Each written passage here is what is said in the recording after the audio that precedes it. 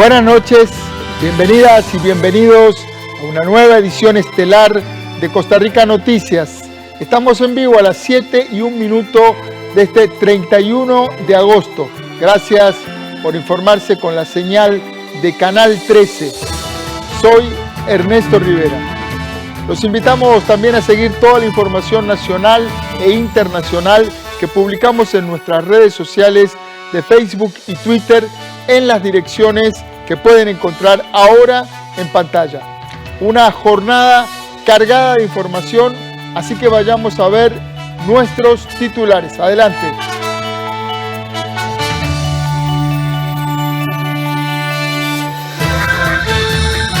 Según datos de salud, los nuevos contagios y fallecimientos por COVID-19 aumentaron un 20% entre el 22 y el 28 de agosto. El Hospital de Niños está en alerta. Hay 34 menores internados por problemas respiratorios y 13 por COVID-19. Quienes quieran optar por el puesto para ser jefe del Ministerio Público tienen tiempo de participar hasta el viernes 3 de septiembre.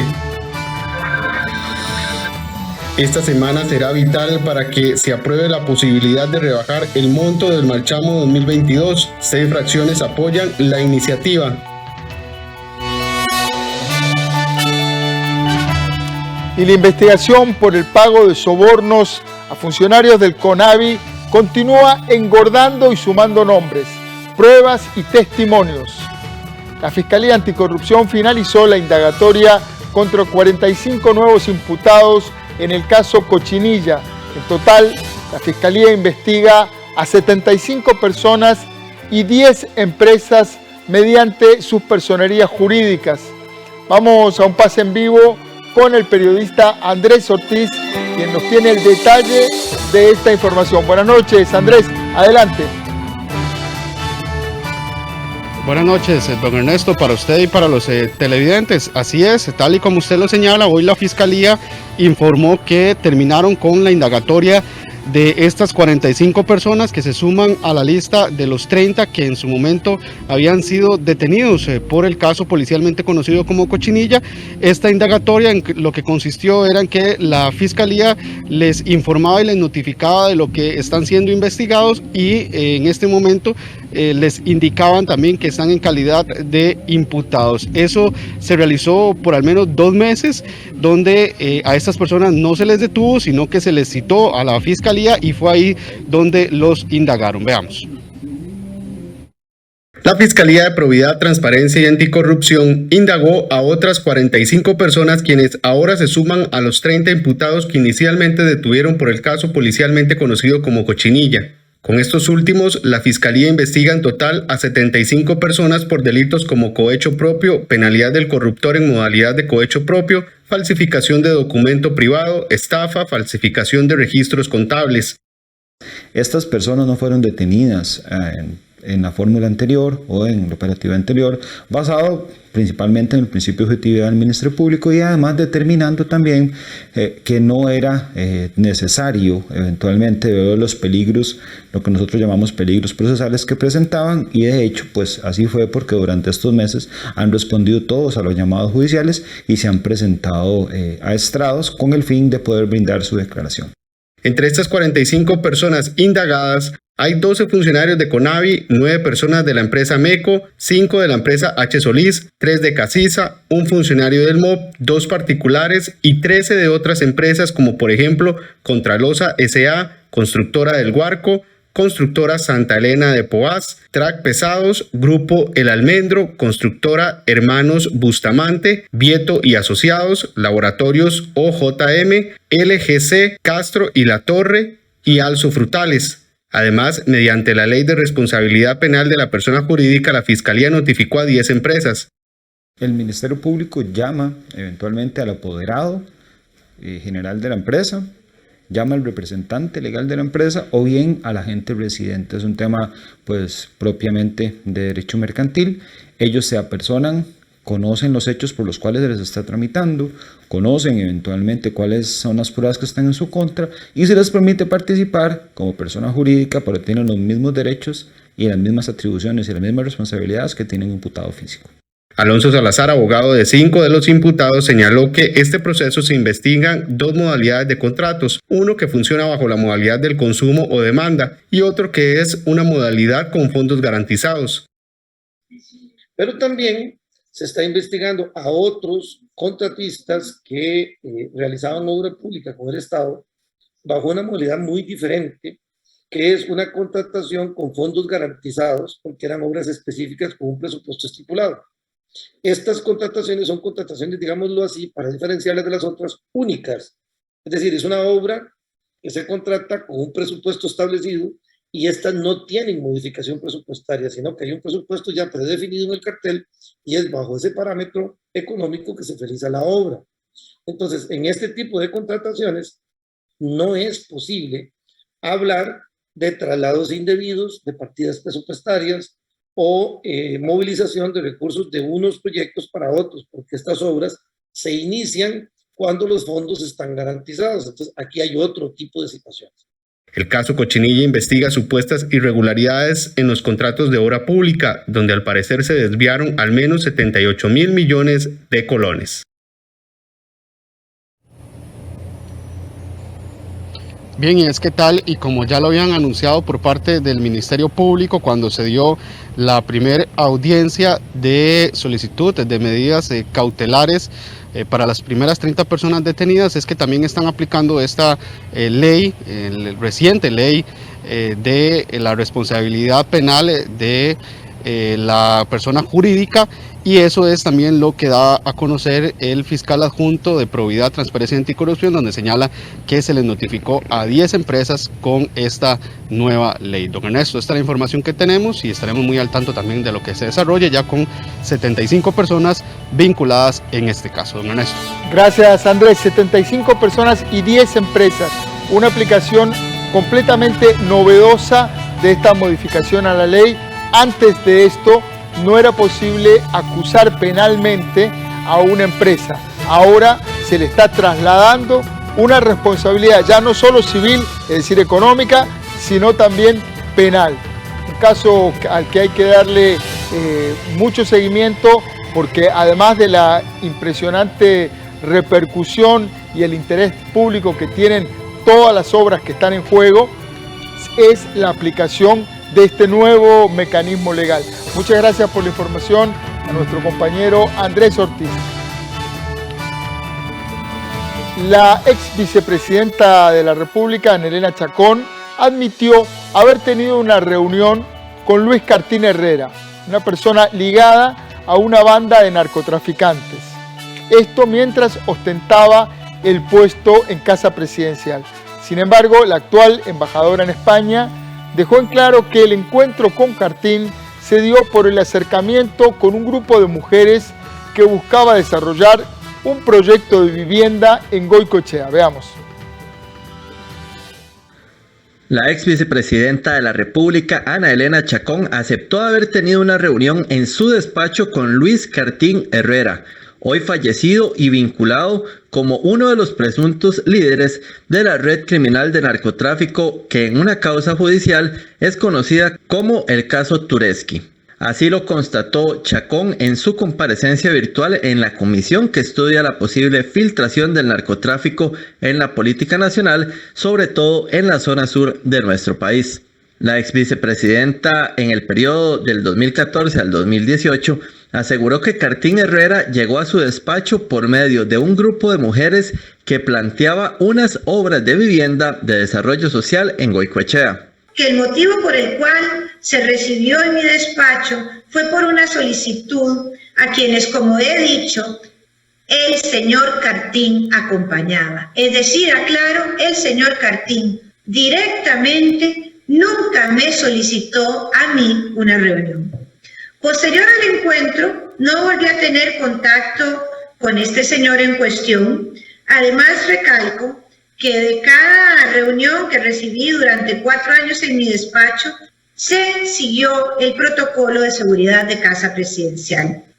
En aquel momento, año 2017, no recibí ninguna alerta que se indicaba que esta persona que visitara la Casa Presidencial, que no solicitó en la reunión, pero que fue haciéndose acompañar de estas señoras, era una persona que estaba en conflicto con la ley. Quizás eso no se sabía en aquel momento.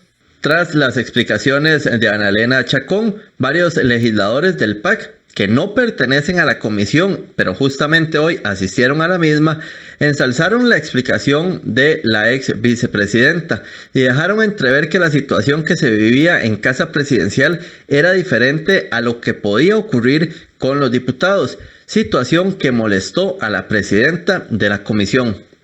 El caso suyo es igual que el caso de la señora Milady, que fue una organización de mujeres que le pidió una cita para hablar de un proyecto inmobiliario y ahí se filtró de este tipo.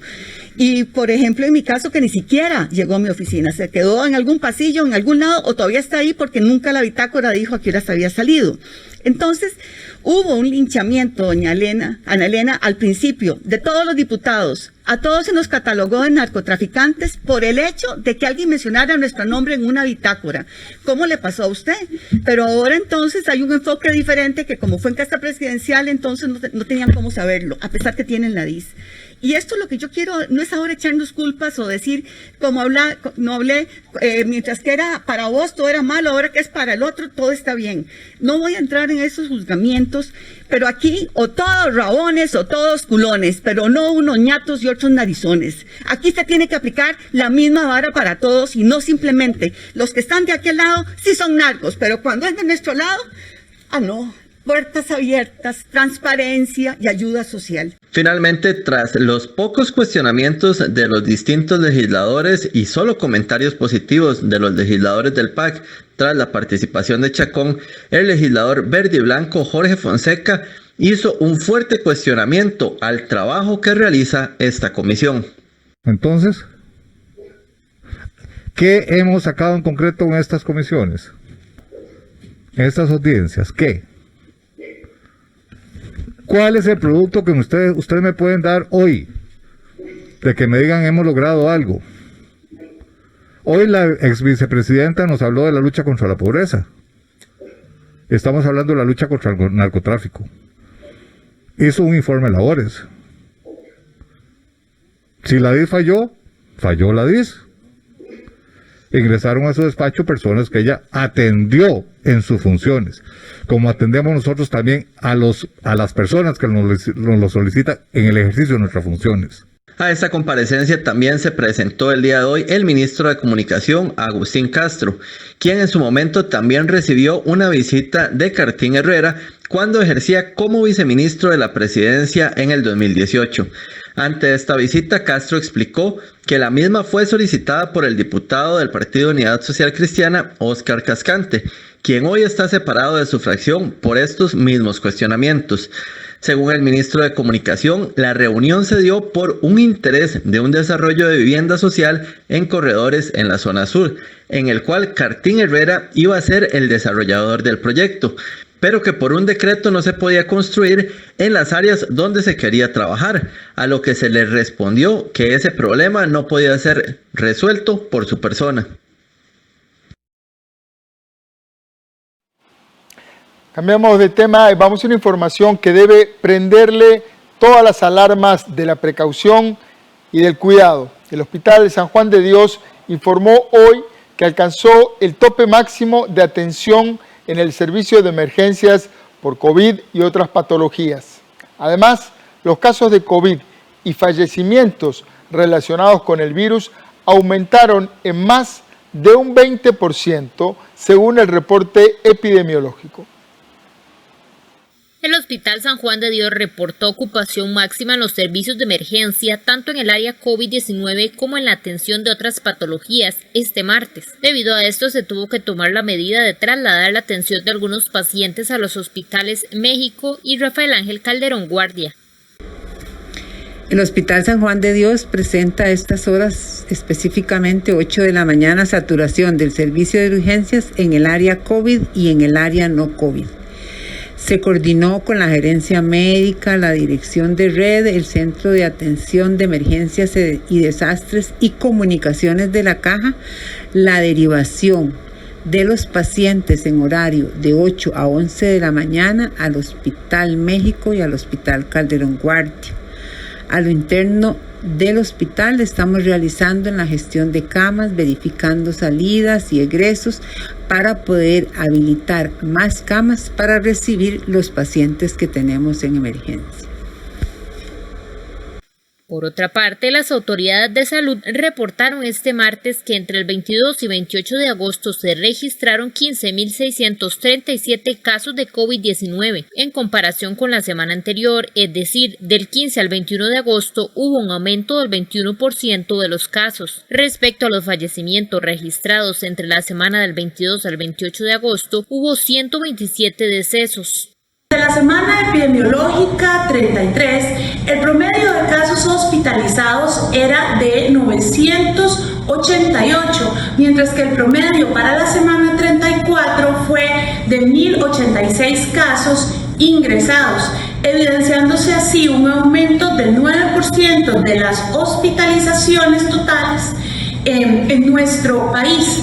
De igual forma, la semana epidemiológica 33 se registró con 642 ingresos hospitalarios y 749 para la semana 34. Esto representa un aumento del 16.6% de nuevos ingresos hospitalarios.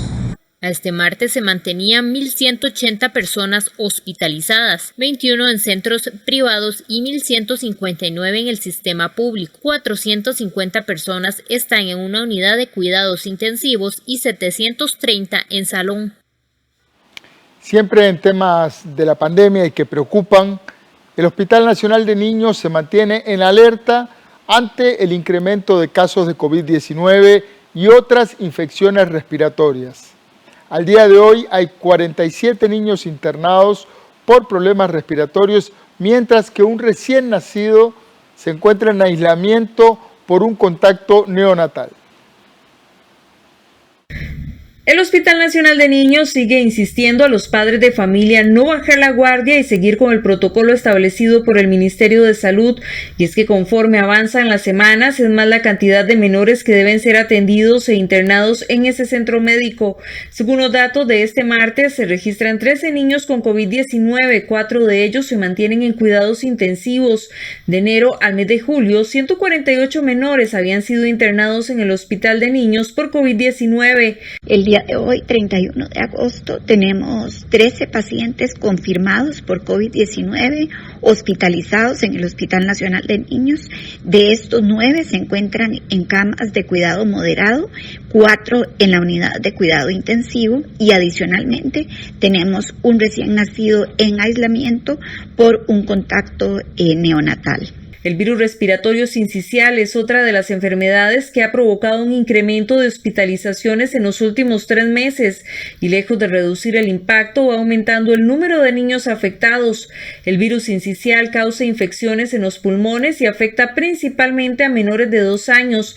Entre los principales síntomas está la fiebre, tos intensa, respiración rápida y color azulado en la piel. Según Olga Arguedas, directora del Hospital Nacional de Niños, para hoy se reportan 34 hospitalizaciones por este mal. Tenemos 34 pacientes hospitalizados por infección respiratoria aguda grave producida por el virus respiratorio sincicial acá en el Hospital de Niños. De estos 34 pacientes, 11 se encuentran en la unidad de cuidado intensivo. En total, el centro médico reporta 15 niños en cuidados intensivos, tanto por la COVID-19 como por el virus sincicial. Al día de hoy se registran 12 lamentables fallecimientos por SARS-CoV-2 desde que inició la pandemia. 9 muertes han sido de este año. Los últimos fallecimientos por COVID-19 en menores se reportaron el pasado 26 de agosto. Se trató de una niña de tan solo año y 5 meses, quien era considerada una bebé sana, y una niña de 5 años con factores de riesgo. Cambiamos de tema. La disminución de ventas y por ende de ingresos ha sido la principal consecuencia para las microempresas de los hogares ante la crisis del COVID-19. Esto llevó a limitaciones en el nivel de vida de las familias que dependen de esas actividades. El Instituto Nacional de Estadística y Censo, desde este 30 de agosto, busca conocer el impacto de la pandemia en estos pequeños negocios. Cristian Son es propietario desde hace 10 años de Los Cumiches, un abastecedor en San Sebastián, en San José. Rodolfo Barahona tiene una pequeña sastrería desde hace 49 años, también en ese mismo sector. Tienen en común que sus microempresas surgieron en sus hogares y ahí las mantienen. Ante la crisis de la COVID-19, sus ventas y por ende sus ingresos disminuyeron. El Instituto Nacional de Estadística y Censo, INEC, inició este 30 de agosto la encuesta nacional de microempresas e incluyó un módulo sobre la pandemia para conocer el impacto de la misma en estos negocios. En los últimos 12 meses, ¿usted ha tenido alguna afectación por ya sea la restricción vehicular, por la disminución de foros o clientes? Sí, claro. Más que todo la disminución de clientes, porque eso ha hecho que mucha gente se quede sin trabajo. Ya la gente no compra igual el desayuno, el almuerzo, la restricción vehicular también. Hay gente sí que ya no puede salir en su vehículo, no puede trasladarse, entonces cuesta que vengan ya clientela. En los últimos 12 meses, ¿usted considera que debido al COVID-19 usted ha tenido alguna afectación directa en el negocio, ya sea por la restricción vehicular?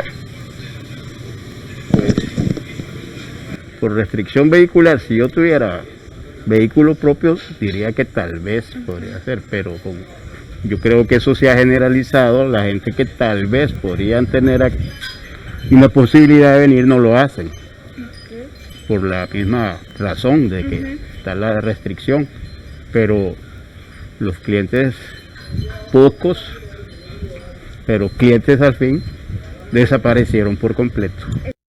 La afectación de la crisis limitó el estilo de vida de las familias que dependen de estas microempresas. O incluso familiares debieron asumir los gastos del hogar. Si uno salía un fin de semana a comer a algún lado, ya uno cuesta mucho que salga, ¿verdad? Tal vez si lo hacía 2 veces por mes, un ejemplo, ya tal vez uno lo hace una vez al mes y medio, por ejemplo. El consumo del agua, la luz en la casa, uno también restringe eso, tal vez de tener eso en cuenta, de que no se consuma mucho por el mismo motivo, de que ya las ventas no son iguales por la pandemia. Pues, completamente fatal para mí, ¿verdad? Porque yo no soy un asalariado, sino que como trabajo por mi cuenta, gano según la cantidad de personas que puedan venir a buscar un trabajo que yo les haga, y eso pues ha desaparecido casi que el 100%. Pues gracias a Dios y gracias a mis hijos, ellos asumieron la responsabilidad que yo tengo. Entonces, en cierto modo, pues no ha sido como algo desastroso familiarmente hablando, pero sí ha afectado económicamente. La encuesta nacional de microempresas del INEC se realiza principalmente vía telefónica y se efectuará hasta el 8 de octubre. Se pretende abarcar 3.300 microempresas en todo el territorio nacional. Son una serie de características que nos permiten identificar esas microempresas, principalmente que surgen desde el seno del hogar, que surgen para diferentes acciones, para un emprendimiento, ¿verdad? Y tienen diferentes características que precisamente son las que hacen es que se investigue el sector, ¿verdad? Ante la falta de información al respecto. Si bien es cierto, todo el mundo se ha visto afectado, es un sector en el cual se identifica que pues tiene una afectación quizá más importante. El tamaño de esa afectación es lo que vamos a ver y retratar con estas preguntas. Es un módulo de COVID que permite ver cuáles han sido las afectaciones en todos los ámbitos de los negocios o microempresas que visitamos a lo largo y ancho del país. Un estudio del Ministerio de Economía, Industria y Comercio, MEIC, en abril del 2020, recién iniciada la pandemia, dio a conocer que el 54% de las microempresas encuestadas reportaron una disminución en sus ventas entre un 75 y 100%, y el 10% de las pequeñas y medianas empresas PYME redujeron sus planillas de trabajadores entre un 50 y 75%. Vamos a nuestra primera pausa comercial y al regresar le contamos que quienes evalúen optar por el puesto de fiscal o de fiscala general tienen tiempo de participar en el concurso hasta el próximo viernes 2 de septiembre.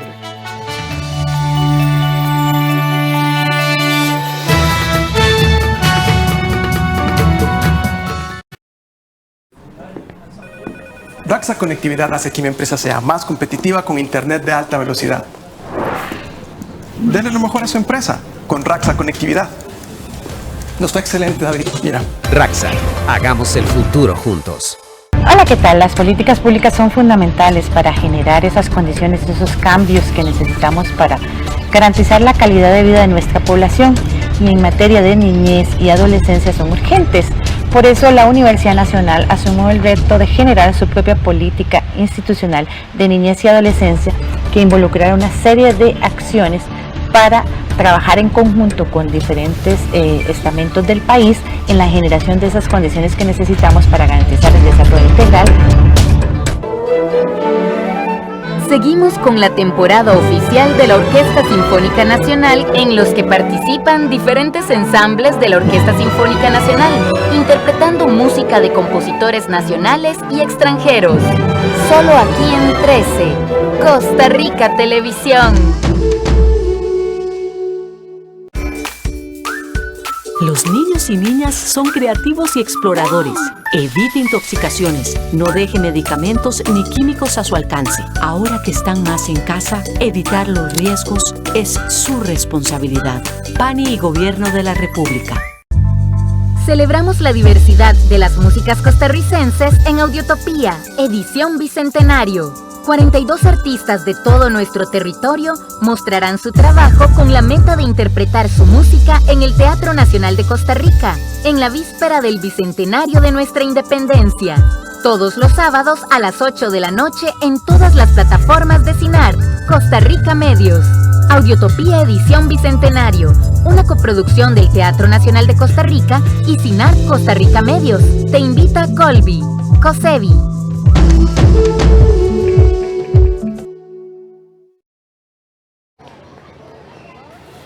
Raxa Videovigilancia me da la tranquilidad de salir al parque y disfrutar al aire libre con seguridad. Disfrute usted también de la tranquilidad con Raxa Videovigilancia. Raxa, hagamos el futuro juntos. Banco Popular presenta el tipo de cambio. A las 7 de la noche con 28 minutos vamos a repasar la cotización de la divisa estadounidense. El precio del dólar cerró la cotización en la compra a 619,83 centavos. El precio del dólar en la venta, 626 colones con 46 céntimos. Banco Popular presentó el tipo de cambio. El próximo viernes finaliza el tiempo de inscripción para quienes decidan participar en el concurso que escogerá al nuevo o a la nueva Fiscal General de la República. Por el momento, solo hay 6 personas inscritas. Debido a las modificaciones de la Ley de Fortalecimiento de las Finanzas Públicas, el salario sería uno de los factores que preocupa a los magistrados. Regresamos con el periodista Andrés Ortiz, quien nos tiene el detalle de esta información. Adelante, Andrés. Buenas noches, don Ernesto, para usted y para los televidentes nuevamente. Así es, el concurso para elegir al nuevo o la nueva Fiscal General de la República finaliza por lo menos en su etapa de inscripción para el próximo viernes. Recordemos que inició el 24 de agosto y de acuerdo con la información suministrada por la Oficina de Prensa del Poder Judicial, al día de hoy hay 6 personas ya inscritas que se están postulando para este puesto. Lo que nos indican es que precisamente tienen que realizar el trámite por medio de la web del Poder Judicial, enviar los documentos y ahí inscribirse. Posteriormente se hará el análisis y se revisarán todos los requisitos que se piden y después se hará una terna que será enviada a la Corte Suprema de Justicia. Precisamente la Corte el día de ayer trató con la posición que tuvo una de las magistradas de que se pudiera ampliar el plazo de esta inscripción de los postulantes. Sin embargo, fue rechazado por la mayoría de los magistrados. Veamos.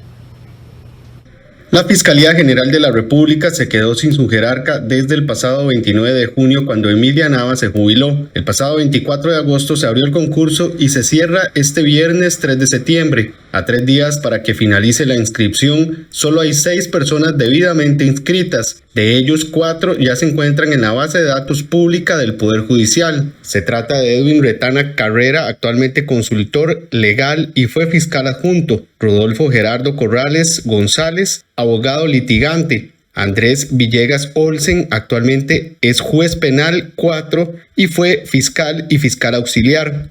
Cristian Agustín Ulate Durán, abogado litigante y anteriormente se desempeñó como juez penal de juicio, fiscal y oficial legal en CICIC. Este lunes la magistrada Rocío Rojas de la Sala Primera propuso que se prorrogara el tiempo de inscripción para dar mayor tiempo de publicidad del concurso y mayor tiempo para recopilar los requisitos.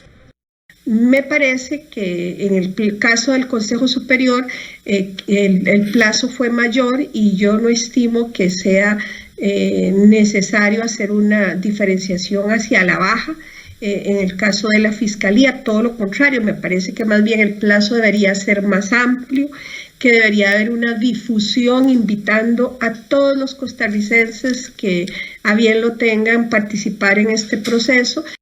La magistrada señaló que el salario es un tema preocupante, ya que baja considerablemente el porcentaje de prohibición de acuerdo con lo establecido en la Ley de Fortalecimiento de las Finanzas Públicas. De acuerdo con la jueza, el salario quedaría aproximadamente en 2.500.000 colones, por lo que consideró que el salario debe ser acorde con la responsabilidad del cargo y los requisitos que se exigen. Por esa razón propuso que para este cargo se contratara con el salario global.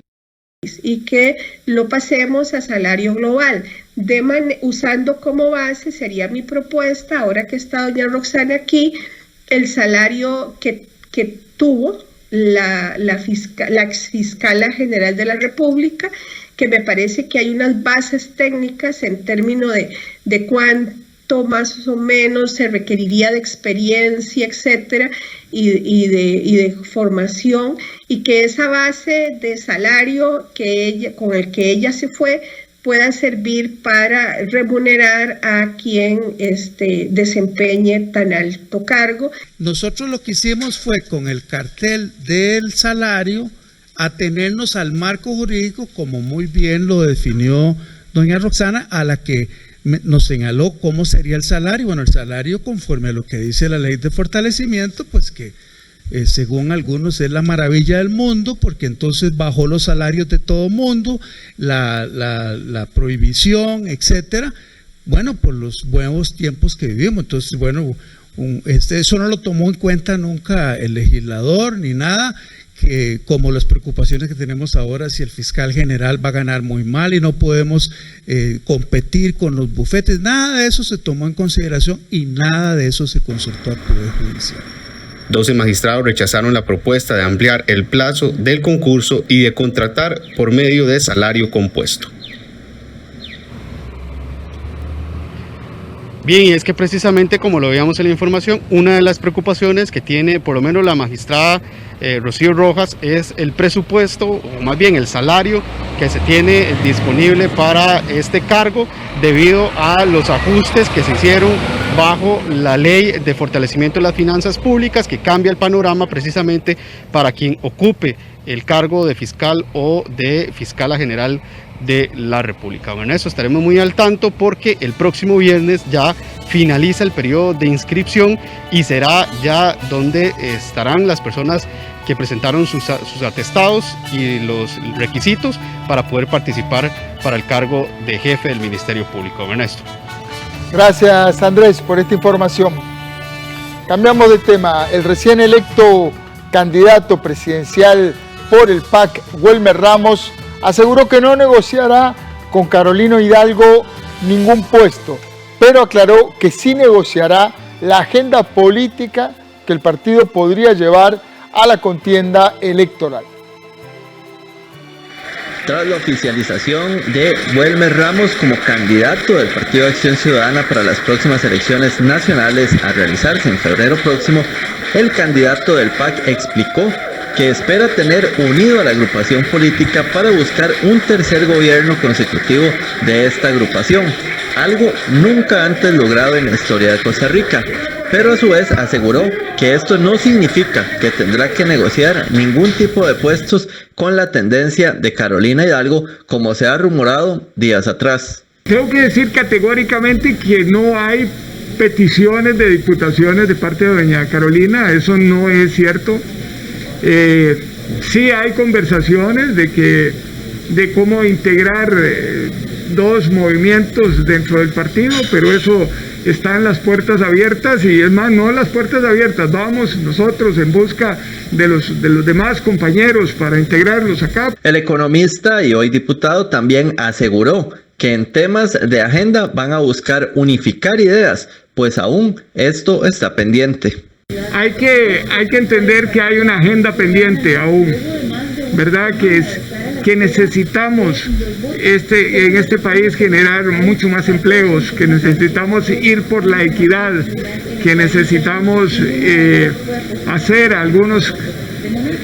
actuar en algunos estamentos que los hemos dejado de lado por las diferentes situaciones que hemos tenido, como la pandemia, como las situaciones de huracanes, de sequías y demás que hemos vivido durante estos dos gobiernos. Pero hay toda una agenda pendiente, sobre todo en lo que tiene que ver con la equidad, con la reactivación desde abajo, desde las pymes, y ahí es las diferencias principales que teníamos en énfasis. Ramos también fue claro en que el reto es difícil, sobre todo en la propuesta económica por la que ha apostado la administración de Alvarado Quesada, del cual él se desliga completamente y deja claro que su propuesta va en otro norte. Temas económicos y macroeconómicos, este no es un gobierno PAC, lo he dicho porque ustedes han visto que el equipo económico de este gobierno fue más bien de otros partidos políticos,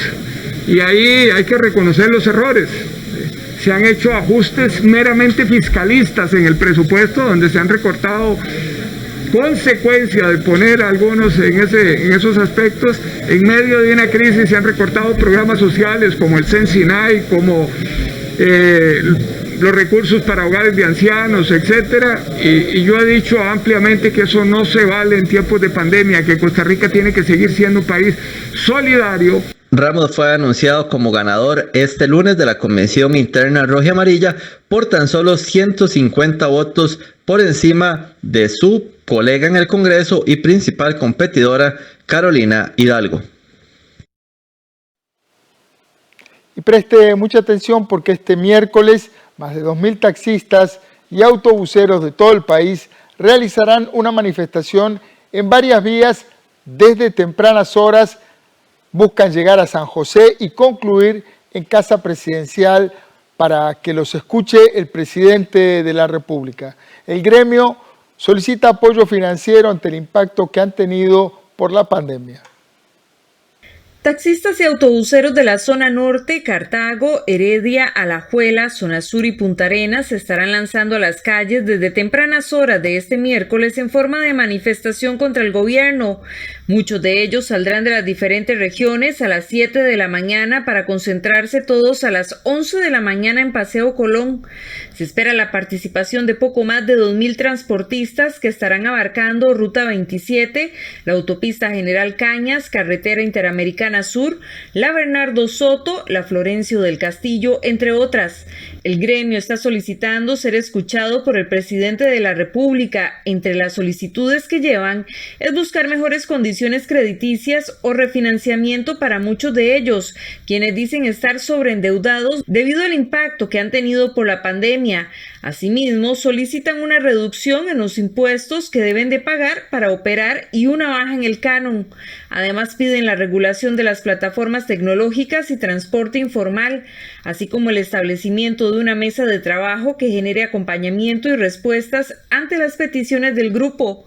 Vamos a pedir al gobierno que definitivamente se decrete estado de calamidad en el sector, que nos dé oxígeno financiero, que regule las plataformas, que haya un alivio por parte del sistema bancario nacional y por supuesto el apoyo a dos proyectos de ley que tenemos presentados en la Asamblea Legislativa, el 22.530 y el 22.660.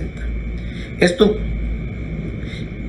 para nosotros es sumamente necesario, sumamente importante, sobre todo ahora que se aproxima el fin de año y las obligaciones para este tipo de actividad son sumamente groseras. Los transportistas no descartan manifestarse también este miércoles afuera de la Autoridad Reguladora de los Servicios Públicos. Esta decisión se tomó tras un encuentro que se llevó a cabo entre taxistas y autobuseros de todo el país el pasado martes 24 de agosto en el edificio cooperativo en San Pedro de Montes de Oca. Según manifestó el sector, si en esta ocasión no son atendidos por el mandatario, se irán a un paro nacional. La medida está tomada. Si no es escuchado con la manifestación del primero, se aprobó un paro nacional, irreversible. Es una medida tomada por muchísimos empresarios, que ustedes los pudieron ver, muchísimos dirigentes de taxis, que hay una situación clara y precisa, que no está más lleno el auditorio por el aforo, pero se nos fueron más de 30 compañeros dirigentes que estaban en la parte de afuera. Entonces la medida está tomada 1 de septiembre y si no hay solución a los problemas, vamos hacia un paro nacional.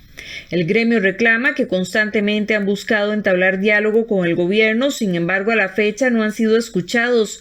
Alegan que el impacto ha sido fuerte, incluso muchos de los transportistas han tenido que devolver sus concesiones.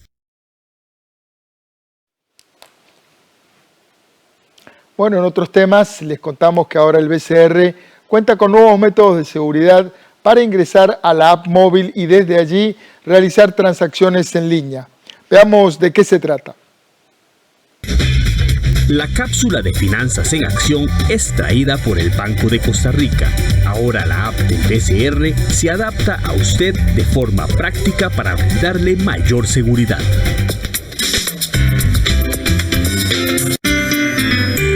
Bien es igual, porque estos son más prácticos, me parece. Eso está bien, ¿verdad? Sí, pero entonces estaríamos entre estos dos estilos de bombillos interiores. Ok, me gustan más estos de allá. Comprémoslo de una vez. Y como es en línea, nos traen hasta la puerta de la casa, mi amor. Ok, entonces estaríamos en este, ok. Pero entonces pásame la tarjeta para ver los datos para hacer el pago. ¿Ustedes todavía no tienen la tarjeta virtual? ¿No? Es mucho más fácil para hacer compras en línea de manera segura. Ay, no, mi amor. Pero es que vos sos la experta en eso. A ver, contanos. Ustedes la pueden adquirir en bancobcr.com.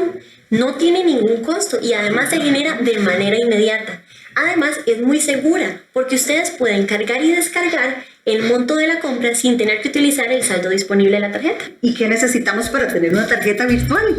No, pues ustedes, en el caso de ustedes, tener una tarjeta de débito o crédito del BCR, que ya la tienen, pues nada más tienen que solicitarla en línea. Eso sí, deben tener en cuenta que el monto máximo de carga es de $2,000 o su equivalente en colones. Así de fácil, amor. Así de fácil, nada más tienen que seguir los pasos para su activación. ¿Y qué les parece si vemos un tutorial? Mi amor, vos sí sos gata. Es que siempre nos salvan la tanda. César, ¿por qué no compramos los bombillos con la tarjeta virtual? Vamos a ver, contémoslos. A ver. Mi amor, anda sirviendo el cafecito mientras yo la activo, porque es que ese quequito me tiene en tentación. Vamos a ver, aquí, ¿sería este? Sí. Ok, entonces vamos a seguir los pasos. 3 cucharaditas de azúcar. Vamos a ver si puedo. Para hacer compras en línea de manera segura, recuerde lo siguiente. Número 1. Utilice una red de internet o Wi-Fi segura. Número 2. Mantenga su antivirus actualizado. Número 3. Haga sus compras en comercios seguros y de buena reputación. Y número 4. Si utiliza algún servicio de cargo automático, pues tiene que estar seguro de tener saldo disponible en su tarjeta. ¿Ya lo compraron? Para más consejos, síganos en bancobcr.com o en las redes sociales del BCR. Finanzas en Acción.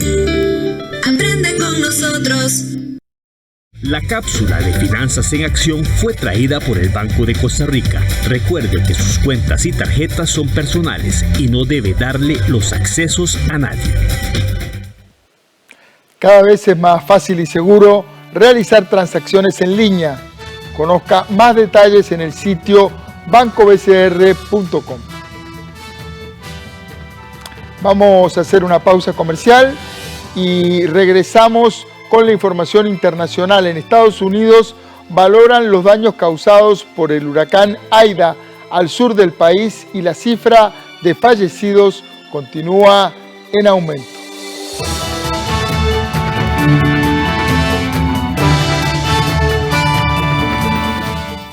Aquí puede pagar sus tarjetas de crédito del Banco Popular. Buen punto. Acérquese a su banco en un punto BP, en donde también podrá realizar depósitos y pagar sus préstamos del Banco Popular. Ingrese a www.bancopopular.fi.cr para conocer su punto BP más cercano. Banco Popular. ¿No los vas a poner en el extracto? No. El extracto de sopa hace que absorban más humedad. Y eso retrasa el secado. ¡Qué rica está, tío Mampei! ¿De verdad?